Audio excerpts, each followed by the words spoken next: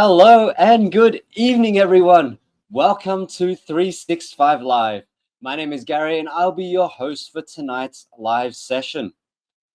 And of course, for tonight, a gentle reminder all information shared at this event by the speaker and 365 CPS is for general information only. So please consult your doctor for your personalized and detailed medical advice. Now, of course, the reason why we are here tonight, without further ado, I would like to introduce tonight's speaker. So tonight's speaker is a senior medical oncologist at OncoCare Cancer Center. She has over 15 years of clinical experience, and she has been working on translating the cutting edge approaches to clinical care, and she's focusing on managing complex cancers such as sarcomas, GIST, lymphomas, melanomas, skin cancers, lung cancers, hepatobiliary cancers, so in the liver there, cancers of unknown primary, which is very scary because it means that you're in like late stages 3-4 when you don't know the primary. Brain cancer as well, women cancers, and of course rare cancers. Now, she has a lot of publications, I think over 60 books and chapters, and published a lot of research. She's here with us tonight sharing her insights about skin cancer, helping us to spot the signs and understand the risks. So please make note, and if you have questions, throw them in the chat. I'd love to introduce and bring on stage tonight's speaker, Dr. Valerie Young, please. Hi, Gary. Thank you for the very kind introduction. Good evening. Yes. And thank you everyone for coming as well. Yeah, thank you so much for joining us tonight and your willingness to share your knowledge with everybody here. Thank you. My pleasure. And again, thank you to everyone for spending some of your time on a Saturday evening to come and attend this as well. Yes, Linda, thank you for dropping a good evening, and Sebastian as well. Hello there. Now, I'm from Australia, and skin cancers are really common. Like, I mean, it's almost like a popular thing, like who can get one? Since young, I've been told to slip, slop, slap. I don't know if you guys have heard of that in Singapore here. But, in the Western world, skin cancers are really very common. How's that compared to Asia? So it's not quite as common in Asia compared to a lot of the Western countries. So actually, a lot of skin cancers are typically, in the Caucasian population. But having said that, here in Asia, it's also, still a significant problem. So, for example, in Singapore, it is the sixth most common cancer in men, the seventh most common cancer in women. So it's still a Wow. significant problem, and often they can be quite serious and maybe more aggressive than in some of our Caucasian counterparts. Okay, so when you say more aggressive, that means bad outcomes, or what's? Yeah, so their Yeah. biology might be a little bit different. So I think what is, commonly thought of as skin cancers, which are kind of predominantly Caucasian, may not always apply to us Asians. And we'll talk about some of that later on in the talk as well. Okay, perfect. Well, I hope there are a good prognosis and good outcomes for some of these serious cases. I'm going to hand the time over to you. Please, everybody, welcome Dr. Young to the stage. Okay, so we're going to be talking about skin cancer. What should we look out for? Is it serious? I'm going to keep this very lighthearted as well. So later on, do feel free to ask questions. Hang on. Okay, so this is what we'll be talking about. I'm going to split it into a few parts. So very simply, what is skin cancer? Who gets skin cancer? What are the warning signs that we should be looking out for? How do we prevent skin cancer? And very briefly at the end, how do we treat skin cancer? So let's go into what is skin cancer. So if you look at the little pictogram over here, if you look at the healthy epidermis, actually there are three main cell types that comprise our normal skin, right? So they're the squamous cells, they are the melanocytes, so the cells which carry a melanin or some pigment, and then there are the basal cells as well. And so actually the types of skin cancer, the top three most common, actually arise from these three cell types. So we have squamous cell carcinoma that comes from squamous cells. We have basal cell carcinoma that comes from the basal cells. And then, of course, we've got melanoma, which comes from the melanocytes. And they're a little bit typically darker in color because they do have some pigment in them as well. And then if we look at what they might actually look like, in people who have these cancers. So squamous cell carcinomas can appear often like this, usually in sun-exposed areas, as ulcers, sometimes on the ear, other parts of the face, other sun-exposed areas, sometimes ulcers even on the lip. Basal cell carcinomas as well can look like this. They may be flat or they may be raised, and sometimes they do have some pigment as well. Melanoma typically looks like this. They might be colored, pigmented, and later on we'll talk about some of the typical appearances of what melanoma might look like, but this is an example. There are also cases of melanoma which are actually not dark in color, what we call amelanocytic melanomas. So it doesn't mean that a melanoma must be dark in color. So who gets skin cancer? There's actually a long list, but we'll go through them very briefly. So typically, individuals who are a bit fairer skinned, who don't have as much pigment, actually the pigment helps to defray some of the UV that's exposed to our skin. So if anyone's fairer skinned, your risk of getting skin cancer is higher than someone who has more pigment. Obviously, those with high sun exposure, because exposure to the sun gives us exposure to UV as well. So I think you already start to see a common trend emerging, which is that your exposure to UV is often what triggers a lot of skin cancer as well. Frequent sunburns in the past, so again, that's related to UV exposure. Older adults, I think a lot of cancers are also a function of age, and skin cancer is one of them. But it's also interesting because typically there are, or I just looked up the Singapore Cancer Registry. In the last few years, there's actually been a higher incidence in the way in which the trends of skin cancer has happened in Singapore, where some of the younger patients are also increasing in incidence of getting skin cancer. People with many or unusual moles, I think, so there is a tendency or propensity for some moles to become malignant, and those can become a melanoma. If you have a personal history already of a skin cancer in the past, that means your risk of getting another skin cancer might be higher than someone who hasn't. Or if you have family members, so people who are genetically related to you, so a blood relative who has a skin cancer, that could be an increased risk that you might also have one. Those with a weakened immune system. So when we say weakened immune system, these individuals could be people with some of the conditions that are related to immune dysfunction. For example, HIV, human immunodeficiency virus, and also even people who have a history of previous transplants, organ transplants, for example, a kidney transplant, a liver transplant, because typically you'd be on medications which suppress your immune system to avoid rejection of the transplanted organ.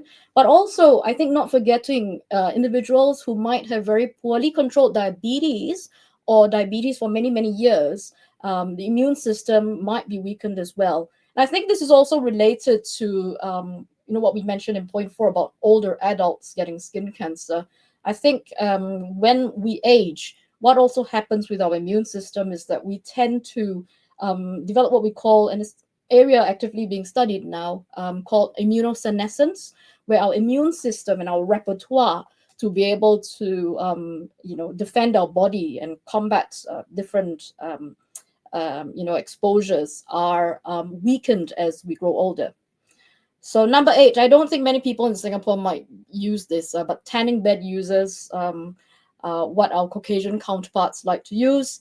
And number 9 is particularly important to us Asians. So even with those with darker skin, skin cancers can occur in the less obvious places. So including areas under the nails, the soles of the feet, or even some of the mucous membranes. So in the airways, in the nasal or respiratory tract, in the genital tracts. So even in areas where the sun don't shine, so to speak, you can also get skin cancer in those areas. So, what are some of the warning signs for someone who might have a skin cancer, or when do you start suspecting whether something on your skin is suspicious or not? I've divided it into three parts, which we should briefly talk about. So, one is a mnemonic that is also taught to us quite commonly in medical school, which is the ABCDEs of melanoma. And then, some of the warning signs also include things like non-healing sores, scaly patches, unusual growths, and then lastly, just a very quick mention about when one should see a doctor. Okay, so in terms of the ABCDEs of melanoma, so this is a nice summary from the American Academy of Dermatology Association. And you'll see that A stands for asymmetry. So, if one half of a mole does not match the other, so you can see quite clearly here. So this looks nice and uniform, right? One half looks similar to the other half, and that's more likely to be benign. But if you now have a mole that looks something like this, where both halves of the mole don't quite reflect the other half, that's something that's a bit more asymmetrical. And, do consult the doctor about something like this that's a bit more suspicious. So B stands for border. So if the edges are irregular, ragged, notched, blurred, so normal moles should look something like this if they are round or they're oval. But if you see something like this, so the borders are clearly not regular at all, that's also another sign that get it checked out by someone professional. So C stands for color. So if the mole is not evenly colored, even if it includes shades of brown or black or different colors that are very variegated within the mole itself, then that's something to be suspicious about as well. So a normal mole shouldn't quite be so different in terms of its color within. D stands for diameter. So if it is larger than 6 millimeters across, as per the recommendation, then be a bit cautious as well. So a good reference is, the pencils that we use, the edge of the tip of the pencils, we've got an eraser on them most of the time. So if your mole is larger than that size, okay, and especially if it's got other features, but any large moles as well could potentially be suspicious. So just bear that in mind. If you have a spot that is bigger than the size of the eraser at the back of a pencil, just be careful as well. And the last E of the ABCDEs stands for evolving. So if there is a mole that is changing in size or changing in feature in any way, that's also something to be slightly suspicious of. Okay. And then this is just to remind myself to tell everybody about the ugly duckling sign. So what this is remember the story of the ugly duckling. So, you have a duck that basically didn't quite fit in. It doesn't quite, it was of the, a different species compared to the rest of his siblings. So the same is true for moles. So if you do have a few moles, but you notice that maybe one of these moles looks quite different from all the rest, that's what we call the ugly duckling sign. And it's also something to warrant further attention. Okay, so we've talked about the ABCDEs. Let's just look at some very quick examples of what non-healing sores look like. So this is one typical example. So typically you expect sores to heal over, a period of a few short weeks. And if something is not quite healing the way it should, I think, get it checked out early also. Don't take too long, to delay to get it checked out. Scaly patches, I think we're allowed scaly patches from time to time, but at the same time, if something is unresolving or hasn't been formally evaluated by a dermatologist or qualified medical professional, then have it looked at as well.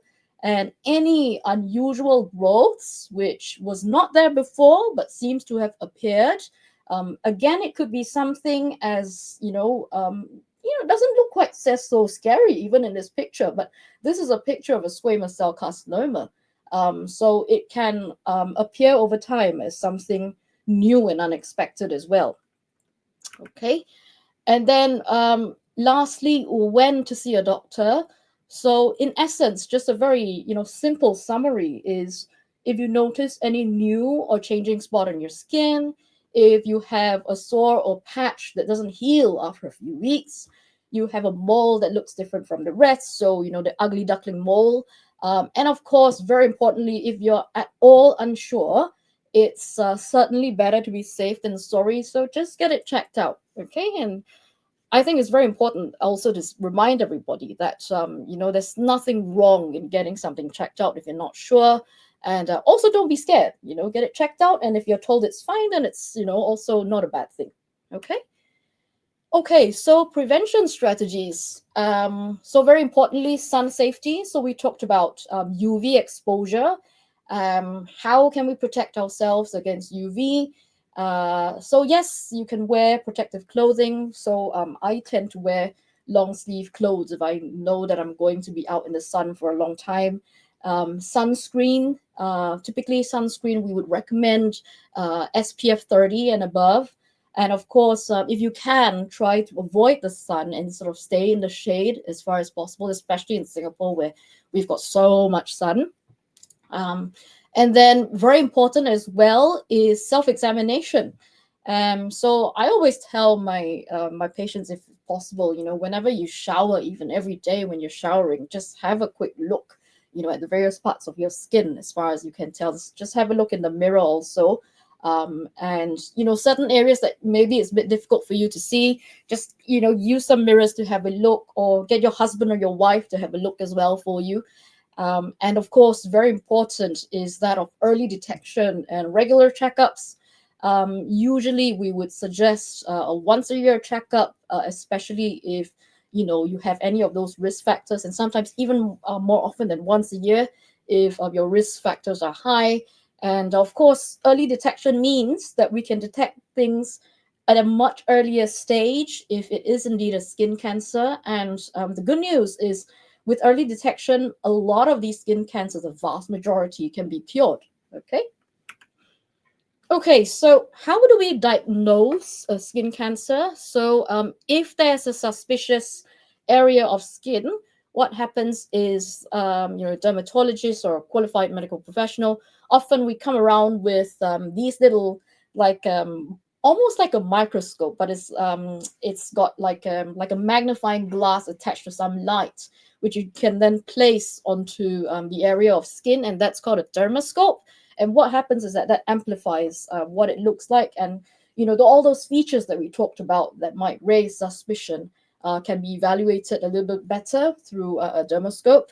And then, of course, if something is suspicious, then we do need to do a biopsy. So biopsy just means taking a sample of that area which is suspicious, and then having it formally looked at under the microscope histologically by a pathologist.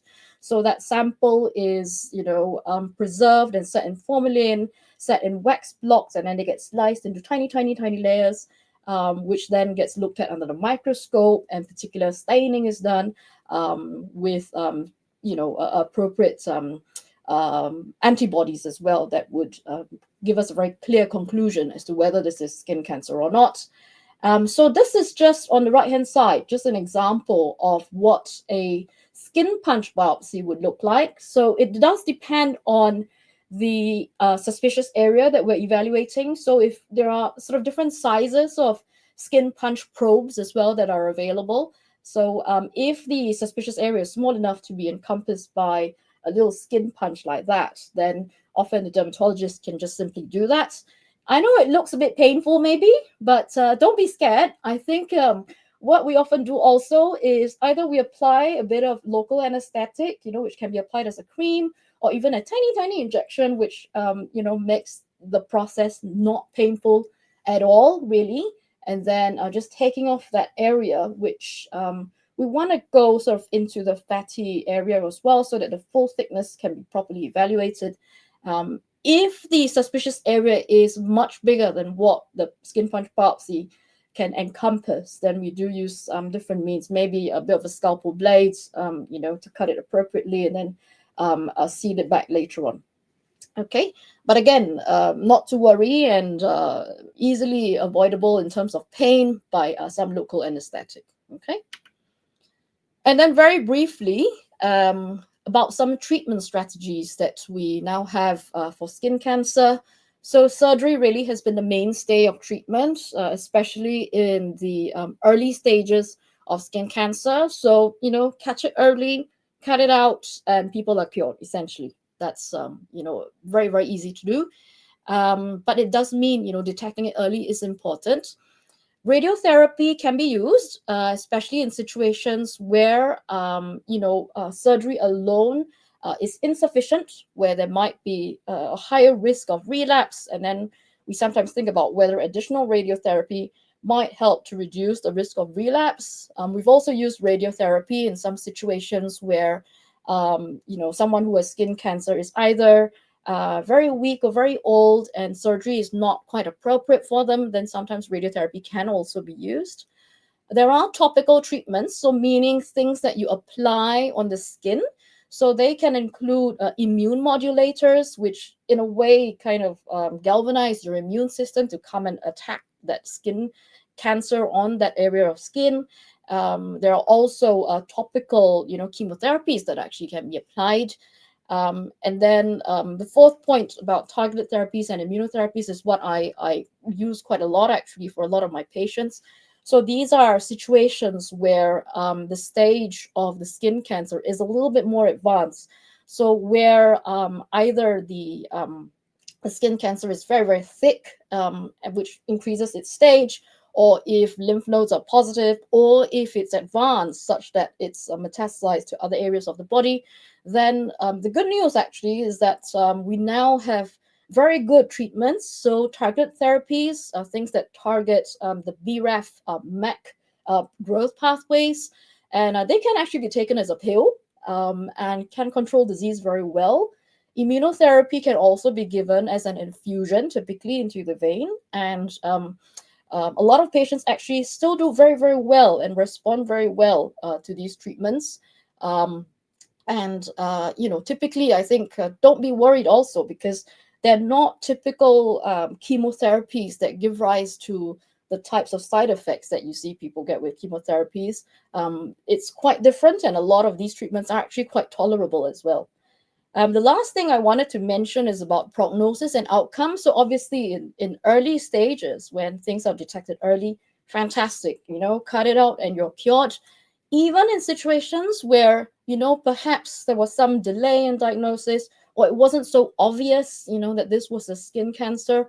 Or sometimes I've even had situations where it wasn't obvious on the skin, but, it was still a skin cancer that appeared elsewhere in the body. So even in such advanced stages of skin cancers, just a quick word to say we now have much, much, much improved outcomes, and we've come a long way from before. So not to worry as well. I think, in the past, it used to be if you've got very advanced disease, people get very worried and not quite sure what treatments are available and also how long they've got to live.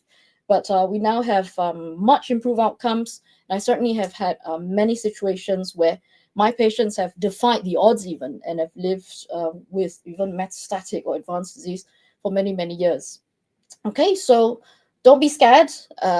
Come seek treatment, and also don't worry about sort of seeing a doctor who might want to give you some treatment, and feel free to talk to them about what options there are, what it's like to undergo treatment, what potential side effects there might be. And sometimes there might not even be that many side effects. You might be sort of thinking about things which might not be quite so difficult to undertake, and it's really not that bad sometimes if we work together with your doctor and get the condition treated. Okay, so in summary, I think that was a whirlwind through these parts that we've talked about. We've talked about skin cancer, who gets it, what to look out for, how do we prevent it, how do we treat skin cancer. We talked about that briefly. And then I think this is just my last sort of summary, not quite summary, but just to remind myself to say that we're continuously pushing the boundaries for how we can improve outcomes in cancers in general, including skin cancers and some very, very recalcitrant, difficult to treat cancers. And we don't do this alone. So there's a whole group of very close-knit collaborators that we have across Singapore and even overseas with global consortia we're continuously working to improve outcomes. So the future is bright. And with that, thank you very much. Gary, I think Wonderful. Thank you so much, Dr. Young, for your insightful sharing this evening. And yes, very comprehensive too. And I'm most excited about that last slide about, you saying that the prognosis is there, and you guys have come a long way in terms of how you are focusing and treating cancers, and that maybe something that we don't have to be as fearful about as well. And I think that's really, really good. So thank you so much. We do have a couple of questions, and I know you've covered the treatments for skin cancer. You said something that I quite liked. The surgery, if you remove it, if it's not a serious cancer, that's pretty much all you need to do. Is that right? Yeah. So if it's a very early stage cancer, all you need is a good surgery, really, to remove it, make sure the margins are clear. And we do also often make sure that the margins are sufficient as well, and if that's sufficient, and it's really only that early stage cancer, you're basically as good as cured. You don't really need any other treatment apart from the usual sort of, we'd still look after you, we'd still review you regularly, and we'll probably examine the rest of your body also for any other skin cancers that might develop if it happens. Yeah. And can I just throw in a little follow-up question there? Does it matter whether the cancer is a benign cancer or like a more serious, like malignant cancer? Does the surgery work for both? Yeah, so if it's benign, then we're less concerned. But if it's malignant, then, obviously we need to think about what stage it is. Has there been enough that's been cut off? Do we need to assess the lymph nodes? And also, do we need any further treatment? Equally important also is just a continual sort of follow-up also to see, even if there's no treatment, whether there's any cancer that comes back or whether there are any new skin cancers that form. Okay. Well, speaking of like the seriousness of it, there was a question. Does skin cancer have stages? You mentioned actually you said the word stages. So are there stages, and how do we judge? Maybe is there a benchmark as to what stage is what? Yes. So it does depend on the actual skin cancer that you have. So if you remember, we talked about the 3 most common types. And so they do have slightly different criteria for staging. But in general, staging is grouped according to, as you say, stage 1, 2, 3, and 4.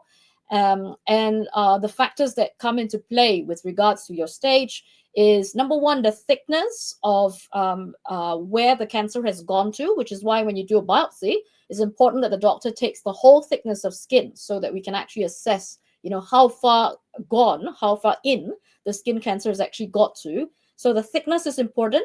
And also whether or not it's gone to areas that are close to the skin, so involving the regional lymph nodes, for example, or whether it's gone anywhere beyond the lymph nodes. So, for example, some melanomas that are very aggressive can metastasize to organs like the lungs, the liver, even the brain. So melanoma is one of the top 3 cancers that can go to the brain. So if you've got a distant disease, then that makes someone with skin cancer stage 4. Wow, that's kind of scary. The fact that it can go to the brain. Yeah. Wow. Yes. Yeah. So don't take skin cancers lightly. So then the next obvious question then is, where do we get tested? Where do we get tested for skin cancer then? Yeah, so that's a great question. I think there are many, many doctors who can look after people who have any suspicious lesions. So going to see a dermatologist, or seeing someone like me, seeing an oncologist, I think we're very happy to advise. But typically, anyone who's got a suspicious skin lesion would have it checked out by even the polyclinic, a GP, a dermatologist, or even seeing an oncologist is perfectly fine as well. Okay. And is that for when you say any skin lesion? Somebody asked about eczema. Sorry, can eczema actually lead to, or is that part of skin cancer? Yeah. Yes. So eczema. Not to worry. How's eczema and cancer? Is there any relationship at all? Okay, that's an interesting question. So, eczema itself is not usually a direct cause of cancers. But however, having said that, it can be associated with some cancers. So, another type of cancer that I treat is called lymphoma. So, there are some lymphomas, for example, that can sometimes present with what looks like eczema, but actually it's like a skin cancer which looks and masquerades like eczema. So I think getting the correct diagnosis of something that looks like eczema is also important. But certainly if you're concerned about your eczema, if it's sometimes we have patients with very chronic eczema that sometimes might change over time. So if you think it's changing as well, it's also worth talking to your doctor about this. And I think they can evaluate that further also. Okay, thank you. Yeah, and I think a lot of the questions that we might have here when people are talking, I'm going to be talking about some other skin lesions. So we talked about eczema. Somebody's asking about seborrheic keratosis as well, and another person's asking about moles. So, for all of these things, is your advice again just the same thing? If you're worried or concerned, follow up with your GP or follow up with a dermatologist or an oncologist like yourself. Is that what it, Yeah. Because I don't want everybody to panic and go, oh my goodness, I've got a mole. I've got moles. If you look at my face, I've got moles on my face. Yeah. So Yeah. I don't want to freak out as well. But at the same time, what would be your advice for this seborrheic keratosis or for people who have a lot of moles and maybe any other skin lesion or changes? What would you suggest for all of us, like including me and my moles? Yeah. No, Gary, thanks. You hit the nail on the head. We don't want to cause widespread panic, obviously, but I think the fact that if you think that something is changing, it's certainly worth seeing a doctor about. And I think, if you already have a diagnosis of seborrheic keratosis, and if it looks stable, that's fine. But if it's changing, again, I think that's worth looking into. And again, we don't biopsy every single thing. We would just examine the skin first of all, and then look for some of those features that I talked about. And we use a dermoscope as well, so that amplifies things a little bit better. And then that allows us to evaluate this a little bit more closely. The other thing is, of course, if someone is evaluating you for this, and the good thing is they remember what it looks like, and often we take photos as well, so we don't have to sort of remember in the back of our head. We've got a photo record of it, so then we can compare it and say, in a while's time, has it changed? If that continues to change, then it's a bit more worrying, and obviously then maybe a skin biopsy is more warranted at that point. Okay, and so you talked about change a lot, and I remember your A, B, C, D, E, right? Yeah. And so when you were talking about that, the diameter, of course, if that grows larger, I guess that's one version of change. But E is, I think, what you're referring to, the evolving, yeah? Yes. So as exactly. things are growing and changing. So I'm just curious, out of the A, B, C, D, E, if you had one of those 5, do we need to be worried, or do we need to have tick 5 of them or 3 of them before we go and get checked out, or is it just one? Great question. So I would have a much lower threshold for getting it checked out. So in fact, the ABCDEs are supposed to be if you have any one of those 5 things. So you don't have to wait to have all 5. I think that's you often don't get all 5, to be honest. Just one of those things is enough, to warrant some suspicion. And I think, that's when you go seek some medical help, and then we can take it from there. Yeah. Yeah. And I think that, so this is a follow-up question just from Stephen saying having a mole that's growing bigger than usual. I'm not sure how usual moles should be, but also pigmentation patches that are getting bigger. Are these suggestions of evolving that also need to be checked then? Yes, I think so. So when we talked about size, if you remember, the D was for diameter. So the American Dermatology Association actually suggests something that's more than 6 millimeters in diameter. So like what I mentioned was a good reference is the eraser on the back of a pencil. So that's about 6 millimeters. So if you have a mole that's bigger than that, that's already something that, might prompt someone to go check it out. Okay. And certainly like what we mentioned earlier, and yourself too, Gary, thanks for mentioning that. So anything that changes, also get that checked out. The color also, if it's changing, or even if it's not changing, but if you've got a mole that looks like it's not so uniformly colored, so it looks like, some patches are a little bit darker than the other, or even very like, different shades of different colors. That's also something that at least needs monitoring or even a biopsy. Okay, so I have an interesting question here. It's from Lily. It says, how do we know a new growth around 5 mm diameter is a skin tag or a possible skin cancer? So yeah, I do see quite a few people with skin tags. Yeah. Are skin tags cancerous as well, or anything you can share there? Yeah. So it's very common for people to have skin tags. So okay, it's a little bit hard for me to describe, but I suppose we can Google and look at images of what skin tags look like. But again, so a skin tag is typically something that is kind of like sticking out, Yeah. maybe like pedunculated a little bit, but most of the time the benign ones tend to be very symmetrical. They're not big in size. That they certainly don't have all those other features that we talked about. There are some, what appears like a skin tag could actually be cancer still. I think the other thing we didn't talk about was not just those ABCDEs, but if you notice things like, oh, there's a bit of an ulcer next to it, or there's a bit of bleeding, which you don't expect skin tags to bleed. Those are some of the things that you might be a bit more concerned about. But again, I think the thresholds for getting something checked out really should be very low, only because it's so easy to cure something that's very, very early stage. Yeah. Yeah. And so, well, speaking of trying to get things at the early stage, one scary thing about cancer is, of course, familial and hereditary sort of diseases and that sort of thing as well. Skin cancer, and there was actually a question here. I wanted to know the answer to this too, to be honest. Somebody had said, I've got, okay. Oh, there was two. I missed one. So Lily mentioned grandmother's sister had skin cancer. Should I be concerned? That means, is there family, hereditary type of thing with skin cancers? Yeah, that's a great question. So there are some familial syndromes, and there are some genes that might predispose someone for to getting skin cancers or cancers as a whole. So typically, whether we assess, how we assess whether a cancer is inherited or not, requires sort of us to dig into, some of the family history. So who exactly has skin cancer? What type of skin cancer did they have? What age was it that they had it?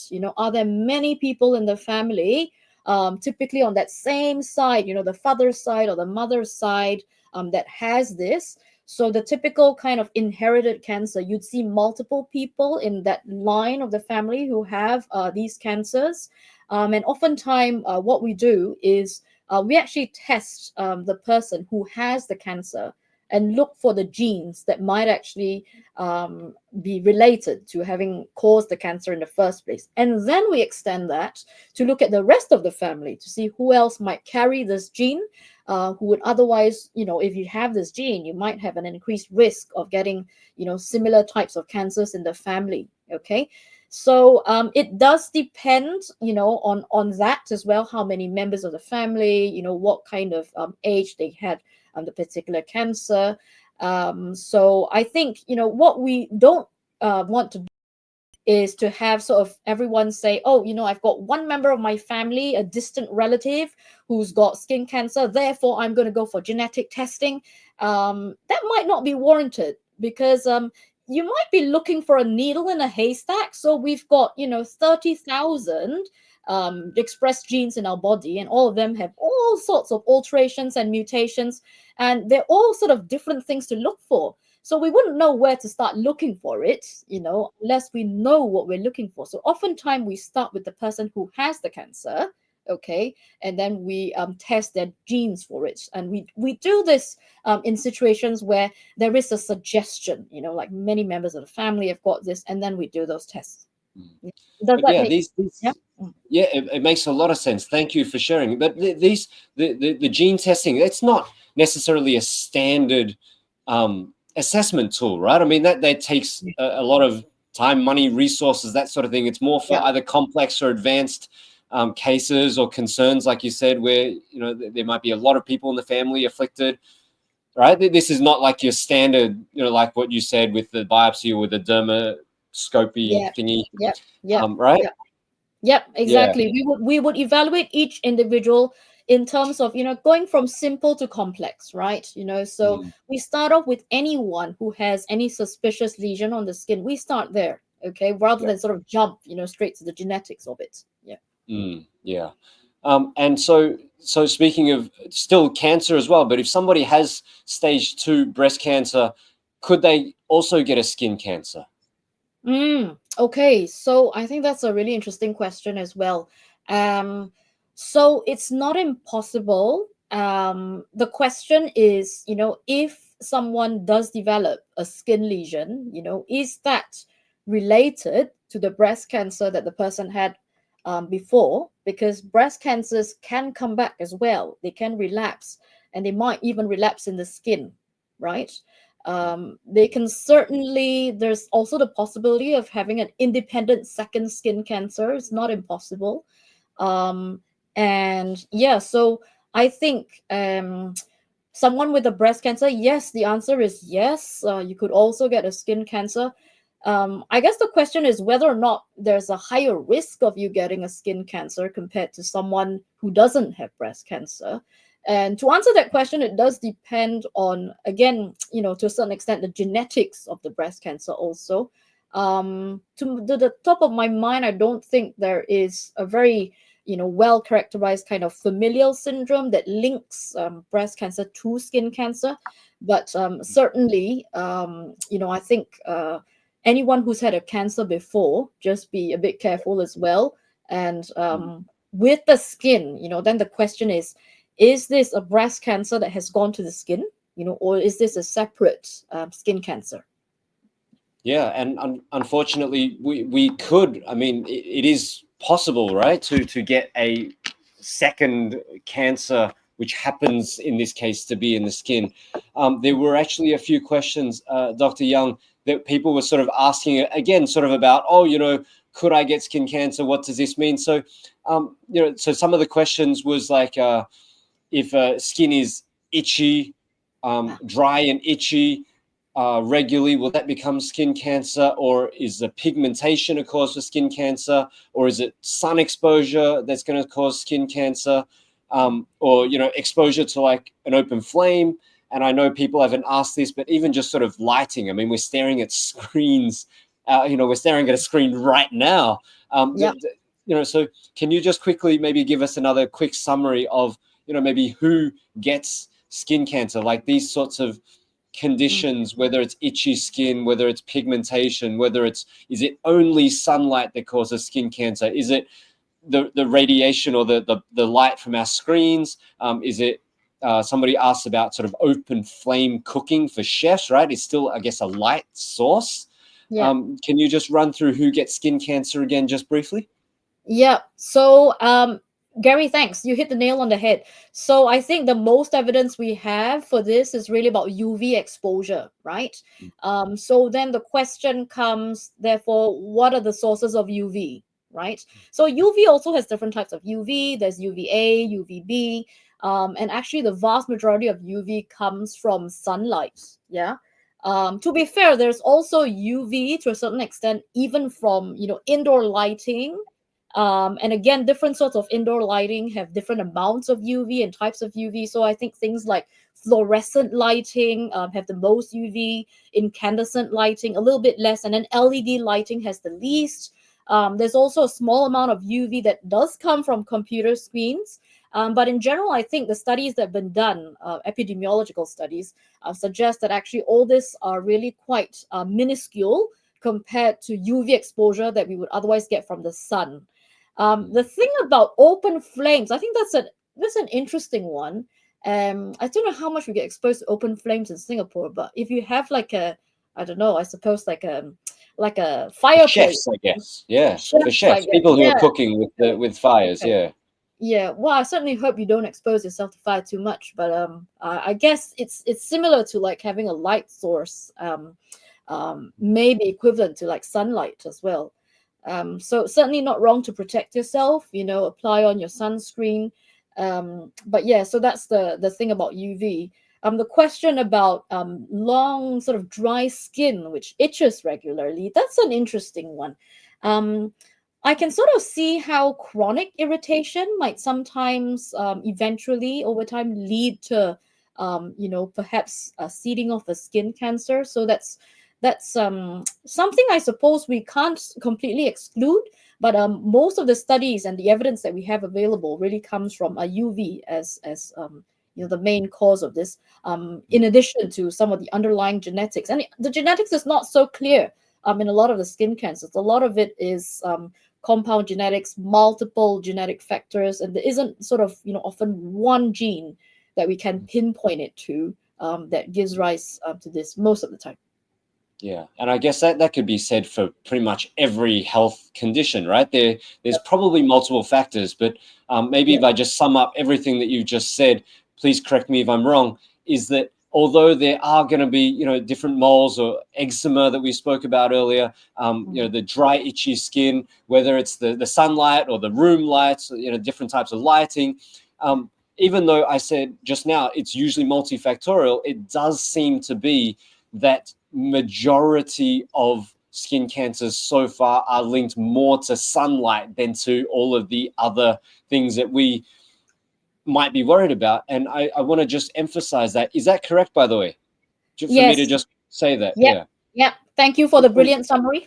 And no, it's also because I also don't want everybody tuning in to kind of freak out about every little thing. Yes. Right? Yeah. Because we are different humans with different exposures to everything, and we have our own unique. Like I said, I've got moles on my body as well, but I don't want to sit here and freak out, going, "Oh my goodness, am I going to die of skin cancer?"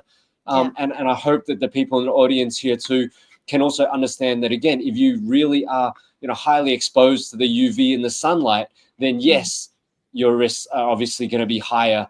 But if you're more concerned about maybe some of the other things, still a risk. I'm not saying it's zero, but maybe you don't have to, be so over worked it. up. Yeah. Yeah. But Mhm. there have been two amazing questions that I do want to get to. We're going to be wrapping up soon. We still have some time, so please pump in more questions. I'm loving the questions, guys. Thank you so much for being here and asking these questions too. But two questions. One was, like facials, like they use LED lights or lasers, and lasers have UV, I'm pretty sure anyway. Or somebody talked about, doing their nails and having the UV to cure their nails.